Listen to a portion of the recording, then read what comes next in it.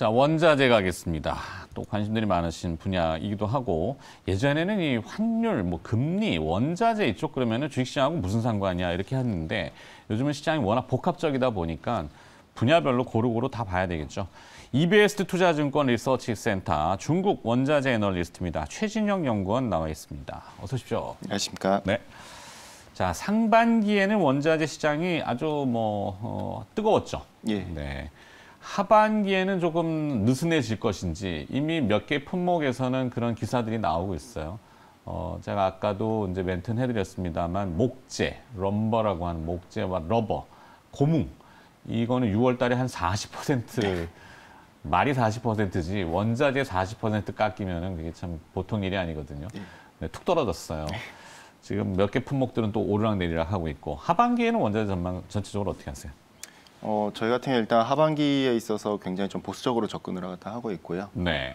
일단 저희가 봤었을 때, 그러니까 실물단에서 개별적인 원자재 수급을 갖다가 우리가 좀 놓고 볼 게 아니라 그 이전에 좀 매크로 지표들 갖다가 우리가 천천히 볼 필요가 있다라고 보고 있습니다. 그러니까 매크로 지표들을 살펴봤었을 때 그렇게 낙관적인 시장으로 좀 접근하기 어렵거든요.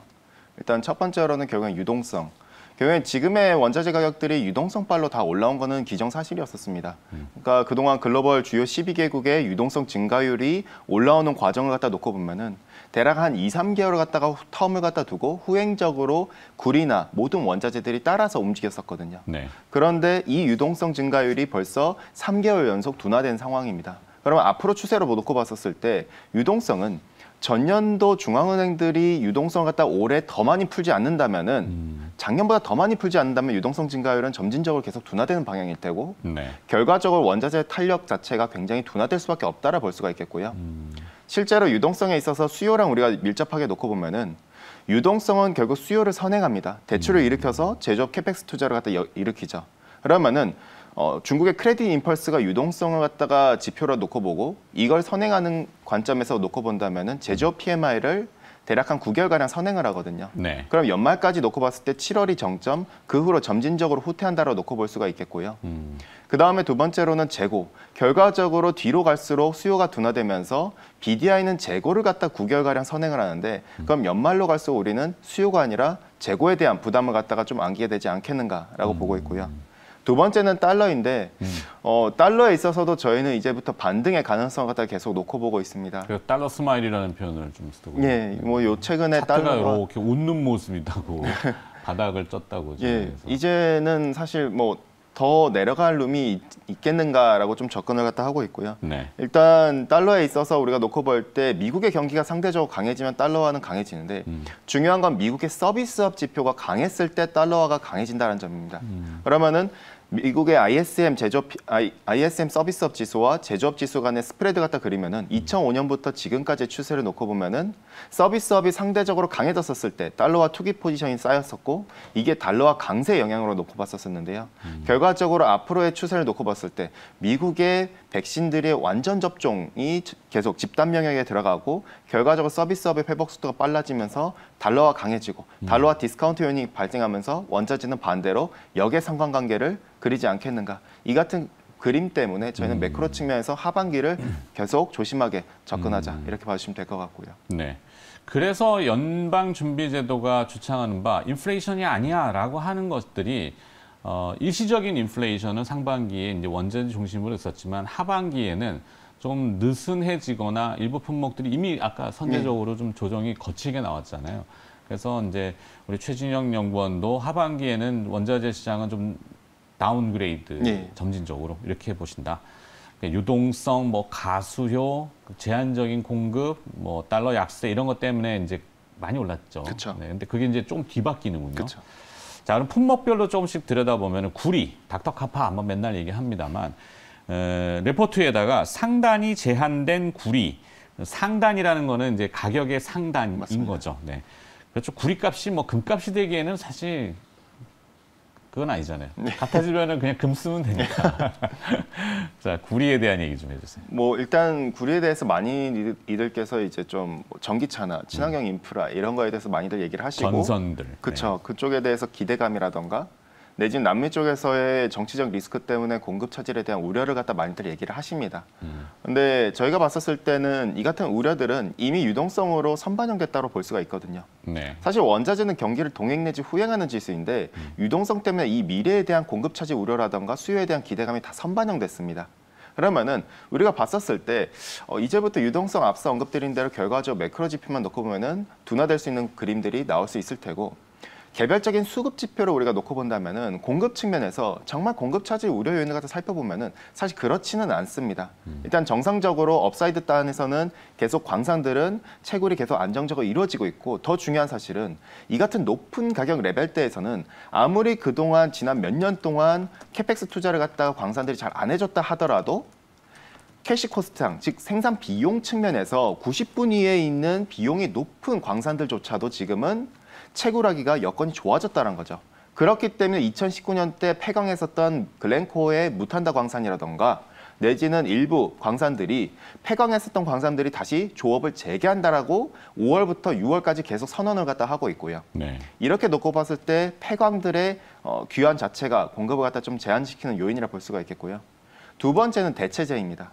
모든 원자재는 대체재가 존재하거든요. 휘발유 같은 경우에는 원당이라던가 내지는 뭐 옥수수라던가 이런 쪽이 있을 테고 구리는 알루미늄이라던가 아연, 스테인리스강 그리고 동강 같은 경우에는 PVC 이런 쪽으로 좀 대체가 될 수가 있습니다. 그런 대체재가 존재하기 때문에 구리와 알루미늄 간의 상대 성과를 그리면은 지금은 역사적 고점이고 이 말즉슨 여기서 더 넘어간다면은 오히려 다른 대체재로 수요가 이동할 수 있기 때문에 그 가격의 상단이 제한된다라고 말씀드릴 수가 있겠고요. 네.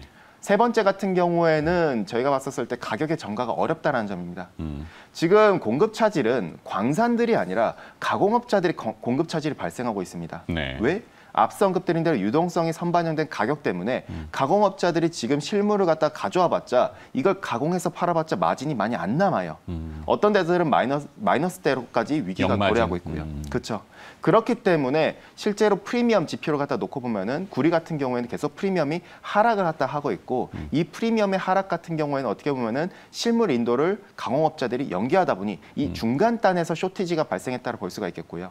지금 차트에서 보시는 것처럼 특히나 유동성으로 말씀드렸는데 이 투입 가격 자체가 유동성이 선반영된 가격이라 본다면은 네. 신규 주문이 수요입니다. 즉 100% 지금의 원자재 가격을 수요만으로 설명할 수가 없는 시장이다 보니 즉 유동성 영향이 원체 컸다 보니 실물 즉 가공업자들 같은 경우에는 굉장히 어려움을 겪고 있고 이 가격 전가가 어렵다라고 볼 수 있기 때문에 결과적으로 우리가 봤었을 때 원자재 특히나 구리에 있어서는 가격의 전가가 상대적으로 어렵다. 그럼 가격의 상단 역시도 제한될 수밖에 없지 않겠는가 이렇게 봐주시면 될 것 같고요. 저 그림으로 보면 되잖아요. 그림으로 두 개의 선이 지금 넓어져 있잖아요. 그렇죠. 우리가 이제 스프레드라고 표현하는데 너무 극대화되어 있으면 다시 좁아져야 되는데 주문이 올라오든지 가격이 내려가든지 예. 그죠?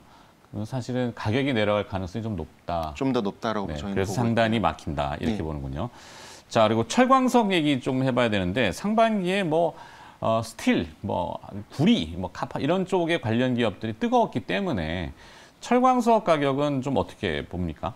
철광석 같은 경우에는 저희는 사실 구리와 거의 비슷한 그림이라고 좀 보고 있습니다. 네. 마찬가지로 모든 메탈들 같은 경우에는 이 같은 매크로 지표를 갖다 무시할 수가 없거든요. 예를 들어서 구리 같은 경우에는 아무리 수급이 좋다 하더라도 수요 우위였다 하더라도 작년을 제외하고 그동안 지난 10년 동안 수요 우위였거든요. 그럼에도 가격이 흘러내렸었고요. 즉 매크로 지표의 영향을 갖다 계속 받았었고요. 마찬가지로 철광석 역시도 이 매크로 지표를 무시할 수가 없을 테고 가장 큰 문제는 지금 중국 쪽에서 지금 철강 기업들의 마진 자체가 계속해서 마이너스로 돌아서고 있다는 게 문제입니다. 그러면은 이게 정말 수요를 갖다 100% 대변하고 있는 게 맞는가에 대해서 의구심이 드는 부분이고 두 번째로는 재고입니다. 중국의 철강 재고 자체가 과거 5년 레인지를 갖다 상회하기 시작했습니다. 그럼 이걸 봤었을 때 과연 정말 수요가 긍정적인가? 특히나 중국 쪽에서 당국의 규제라든가 중국 쪽에서 광산들에 대한 규제를 좀 더 완화해 줌으로써 공급에 대한 캐파를 갖다가 조금 더 상단을 열어준다는 것은 철광석 측면에서는 가격 자체가 조금 어느 정도 좀 진정될 필요가 있지 않겠는가라고 볼 수가 있겠고요. 네. 자 다음에 유가입니다. 유가는 최근에 스물스물 오릅니다. 뭐 제가 이제 표현을 그렇게 했습니다만 지난해에 이제 여러 가지 이유 때문에도 이 산유하는 회사들이 이 파이프를 좀 잠궈버리는 그게 이제 수도꼭지처럼 틀었다 열었다 바로바로 할 수 있는 게 아니잖아요. 그러다 보니까 이제 공급이 조금 타이트해지는 것은 아닌가? 유가가 스물스물 오르는 이유에 대해서는 어때요? $100 전망까지 나오고 있는데. 글쎄요, 제가 봤었을 땐 $100는 사실 어렵다라고 보고 있습니다. 일단 과거에도 2018년 때도 $100 전망을 갖다 많이들 얘기를 하셨을 때 그때도 불가능하다고 말씀드렸었던 이유가 네. 결국에는 수요가 중요한 게 아니라 공급이 중요하다라고 말씀을 드렸었거든요. 이번 역시도 마찬가지로 분명 전체 석유 수요에서 42%를 차지하는 게 드라이빙입니다. 네. 그러면은 드라이빙 수요가 회복되면서 이쪽의 수요가 개선되면서 유가가 올라온 것도 맞거든요. 다만 공급의 영향이 더 강했다는 거죠. 오펙 플러스의 강력한 감산이 없었다면 지금의 가격의 설명이 불가능합니다. 다만 저희가는 연말로 봤었을 때 연말까지로 놓고 봤을 때 유가가 점진적으로 안정화될 거라 보고 있고 내년 상반기까지로 놓고 봤었을 때도 안정화. 특히나 내년 같은 경우에는 공급 우위가 좀 더 심화될 거라고 좀 접근을 하고 있거든요. 네. 그러니까 오펙 플러스가 감산을 하고 있지만은 지금 오펙 플러스 입장에서는 굉장히 흔들리고 있는 요인이 러시아입니다. 러시아 같은 경우에는 지금 유정 개발에 있어서 지금의 유정 자체가 유효 기간이 너무 길었다 보니까 네. 일부 유정들은 채산성이 너무 급격하게 내려가다 보니 러시아 에너지 기업들이 굉장히 많은 불만을 가지고 있고 이것이 피력되면서 러시아가 증산을 요구하고 있는 것이고요. 두 번째로는 결국에는 공급 측면에서 특히나 미국 쪽에서 유가 부담이 너무 커지다 보니 베네수엘라나 이란에 대해서 제재 완화 카드를 갖다 계속 꺼내고 있다는 사실입니다. 마두로 정권 같은 경우는 미국의 제재 완화 조건으로 야당에 있어서 정치 인사들의 이제 정치 참여를 갖다가 좀 개선해줘라라고 했는데 이 부분에 있어서 개선이 들어간 상태고요. 어제. 네. 두 번째로는 이란에 대해서 보수 강경파가 지금 당선이 됐지만 대통령으로 다만 라이시 같은 경우에도 마찬가지로 결과적으로 핵 합의에 대해서 긍정적으로 계속 2017년부터 말해왔던 사람이기 때문에 네. 유가에 있어서는 여전히 핵 합의에 있어서 안정화될 수 있는 그림. 결과적으로 연말로 갈수록 우리는 제재 완화 그림. 특히나 제재가 완화될 경우 셰일이 더 귀환될 수 있다는 사실이죠. 네. 셰일 역시도 지금 오펙 플러스 때문에 백워데이션이 강력하게 된 상황에서 돌아오지 못하고 있지만은 제재 완화가 된다면 이란이 돌아온다면은 마찬가지로 백워데이션은 콘탱거로 진정되면서 미국 역시도 돌아올 수 있다. 그래서 유가는 박스권이 되지 않겠는가 이렇게 네. 좀 봐주시면 될 것 같아요. 알겠습니다. 하반기 원자재 ETF 투자 전략은 약간 비중 축소 쪽으로 시간 관계상 여기서 마무리해야 될 것 같습니다. 원자재 얘기 들어봤고요. 네, EBS 투자증권 리서치 센터 중국 원자재 애널리스트 최진영 연구원이었습니다. 고맙습니다. 감사합니다.